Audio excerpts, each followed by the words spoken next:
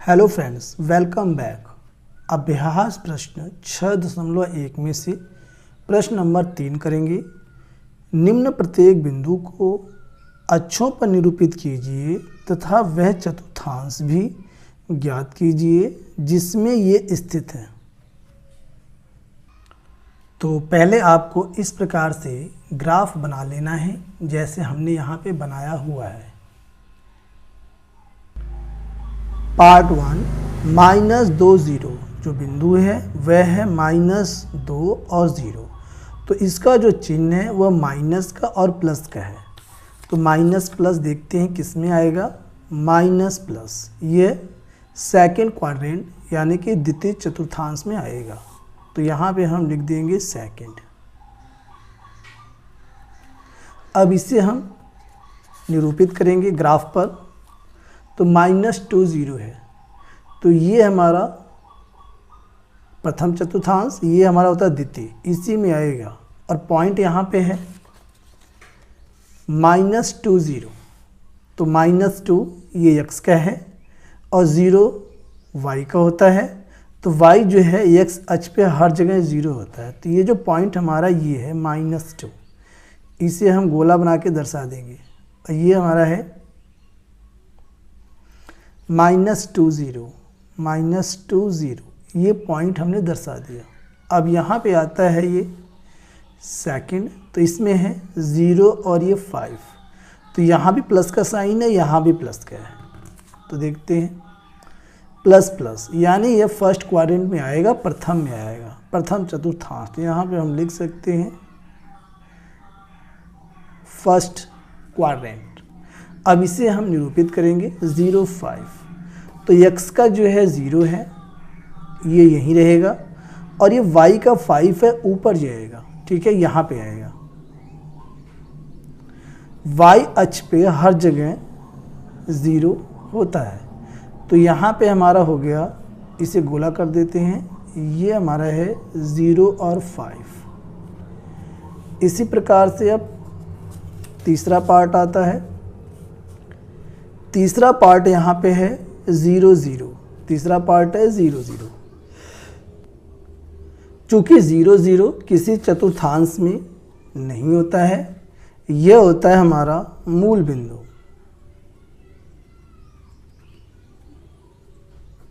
यह ग्राफ पे कहाँ रहेगा? यह ग्राफ पे जहाँ पे x अक्ष और y अक्ष एक दूसरे को काटते हैं वहीं होता है मूल बिंदु। यानी ये यहाँ पे जो पॉइंट है, ये दोनों का प्रतिच्छेद बिंदु, ये हमारा है मूल बिंदु। यानी ये हमारा है 0 0, x भी 0 y भी 0। पार्ट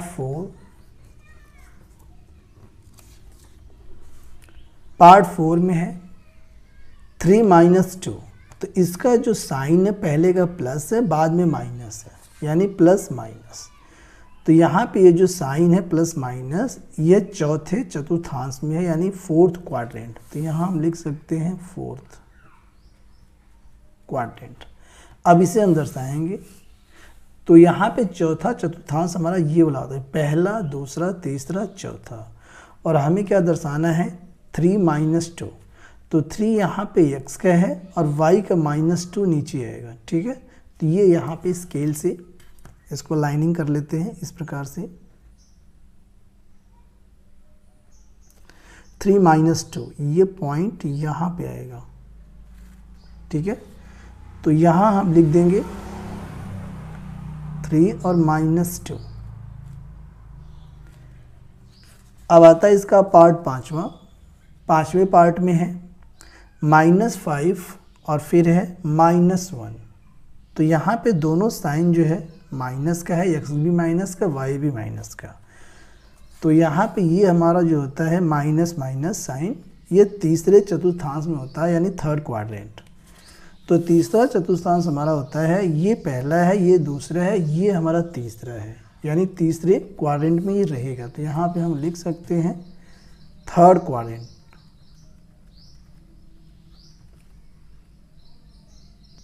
अब इसे ग्राफ पर दिखाएंगे। -5 यानी ये जो आगे का होता है ये -5, ये x अक्ष का है और -1 y अक्ष का है। तो यहाँ पे तीसरे क्वाड्रेंट यानी इसमें आएगा पहला, दूसरा, तीसरा। तो x का है -5 यहाँ पे आ रहा है, और y का है -1 ये नीचे आएगा। ठीक है, तो ये यहाँ पे बनेगा इसका पॉइंट।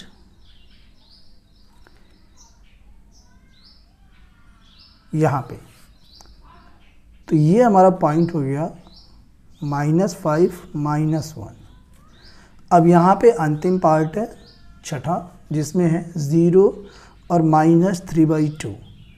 तो यहाँ पे आगे प्लस है और इसके पीछे माइनस है, प्लस माइनस है। तो प्लस माइनस जो साइन होता है वह हमारा चौथे चतुर्थांश में आता है। किस में आता है? चौथे में।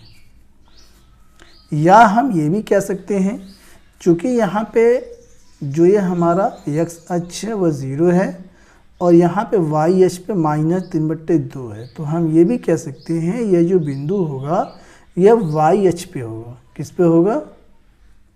y अक्ष पे होगा। ठीक है, इसी प्रकार हमारा ये जो बिंदु है ये वाला 0,5, तो यहाँ पे सेकंड जो है, सेकंड की बात करते हैं 0,5, तो यहाँ पे x 0 है, y यहाँ पे कि हमारे पास क्या है, y पॉजिटिव है 5 है, तो ये हमारे यहाँ हम इसे भी लिख सकते हैं y अक्ष पे। ये बिंदु हमारा रहेगा y अक्ष पे। इसी प्रकार ये -2 0 है, तो x का -2 है और y 0 है, तो ये हमारा पॉइंट हो जाएगा x अक्ष पे। इस प्रकार भी आप लिख सकते हैं। अब बात करते हैं छठे पार्ट की, जिसमें है 0 -3/2, तो ये y अक्ष पे आएगा। और चतुर्थांश की बात करें तो प्लस माइनस है, तो ये हमारा चौथे क्वाड्रेंट में आएगा, यानी कि फोर्थ चतुर्थांश। ठीक है, अब इसे दर्शा देते हैं। और यहाँ पे हमें ये भी कहा है कि -3/2 है, यानी कि 0 और -3/2 है, तो 2 से इसमें भाग दे देंगे तो 0 माइनस यहाँ पे आ जाएगा 1.5,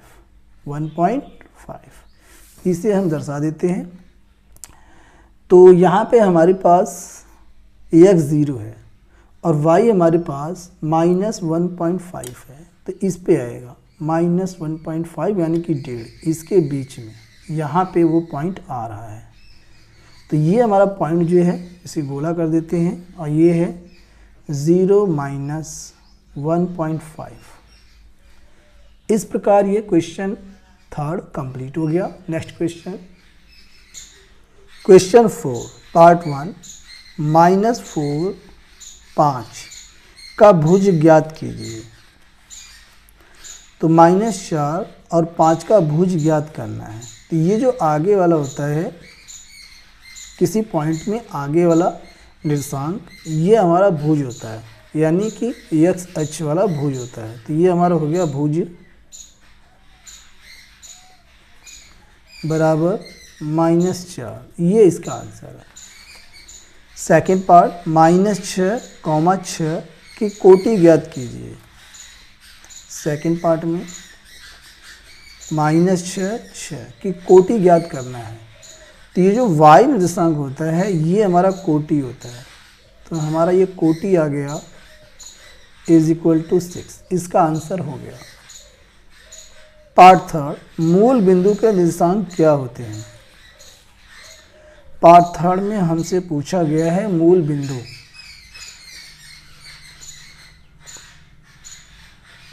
मूल बिंदु के निर्देशांक क्या होते हैं।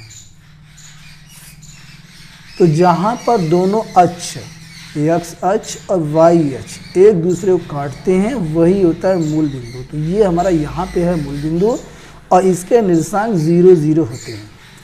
तो यहाँ हम लिख सकते हैं 0 0, ये इसका आंसर भी हो गया। अब आता है पार्ट 4, भुज 0 वाला बिंदु कहाँ स्थित होगा, यानी कि भुज इसका जो रहेगा वो 0 रहेगा। भुज का मतलब होता है x निर्देशांक, तो वह जो है 0 रहेगा। कहाँ रहेगा वो 0? y अक्ष पे। y अक्ष पे हर जगह भुज जो है 0 रहेगा। तो हम लिख सकते हैं पार्ट 4। पार्ट 4 के आंसर में हम लिख सकते हैं पार्ट 4, y अक्ष वाई अक्ष पर। ठीक है, इसका आंसर हो गया। पांचवा पार्ट, कोटि जीरो वाला बिंदु कहाँ स्थित होगा। तो यहाँ पे जो कोटि की बात कही गई है वह होता है वाई निर्देशांक। अब वाई निर्देशांक हर जगह जीरो होगा एक्स अक्ष पे। यहाँ पे हर जगह जीरो होगा, न तो ऊपर बढ़ेगा न तो नीचे बढ़ेगा, इसी लाइन पे एक्स अक्ष पे रहेगा। तो हर जगह वाई यानी कि जो कोटि है उसका जो मान जीरो रहेगा, कहाँ रहेगा, एक्स अक्ष पे। तो हम यहाँ लिख सकते हैं आंसर में पार्ट 5 में एक्स अक्ष पर, यही इसका आंसर है। क्वेश्चन 5, बिंदु P -4 को निरूपित कर बिंदु Q के निर्देशांक ज्ञात कीजिए यदि रेखाखंड PQ x अक्ष का लंब समद्विभाजक है। तो पहले हम बिंदु -4 को निरूपित करेंगे। तो यहाँ पे हमें दिया हुआ है, लिख देते हैं पॉइंट -4 2। तो यहाँ पे माइनस का साइन है, पीछे प्लस का है। तो माइनस प्लस साइन जो होता है वह दूसरे चतुर्थांश में आता है, यानी सेकंड में। तो ये पहला है, ये दूसरा इसमें आएगा। तो x का यहाँ पे जो निर्देशांक है वह 1 2 3 -4, और यहाँ पे y का है 2 प्लस, यानी कि ऊपर आएगा। तो हम ये कह सकते हैं, स्केल की हम मदद लेंगे और ये पॉइंट हमारा ये यहाँ पे आएगा। ये पॉइंट हमारा आया है और इसका -4 और ये 2 यहाँ लिख देंगे, और इसका जो नाम है वह P है। अब यहाँ से हमें क्या करना है, इस पे लंब खींचना है। ये हमारा x अक्ष है, ये हमारा जो है x अक्ष, और ये हमारा है y अक्ष। ठीक है, ये होता है x, इस तरफ x डैश, ये ऊपर होता है y, नीचे होता है y डैश। ठीक है, कितने लोग ऐसे भी लिखते हैं कि इस यहाँ पे प्लस का साइन बनाते हैं y प्लस, यहाँ पे जो है माइनस का साइन बनाते हैं। इसी प्रकार x अक्ष की तरफ इधर प्लस का होता है दाएं, और बाएं होता है माइनस का। ठीक है, तो अब यहाँ पे हमें इस पे लंब खींचना है। तो लंब हमारा इस प्रकार से होगा कि यानी x अक्ष पे 90 डिग्री का एंगल बनेगा, और ये यहाँ से जाएगा। तो कहने का मतलब कि इसका जो एक पॉइंट और होगा, जब ये लाइन हम खींचेंगे तो इसका एक पॉइंट तो ये होगा, दूसरा इसका पॉइंट Q होगा। तो Q के निर्देशांक क्या होंगे, तो Q के निर्देशांक होंगे 4 -4 -2 -4 -2। तो ये यहाँ पे आएगा पॉइंट, ये यहाँ पे। ठीक है, मिला लेते हैं इसे, जो है मिल रहा है, सही है। अब इसे हम मिला देते हैं।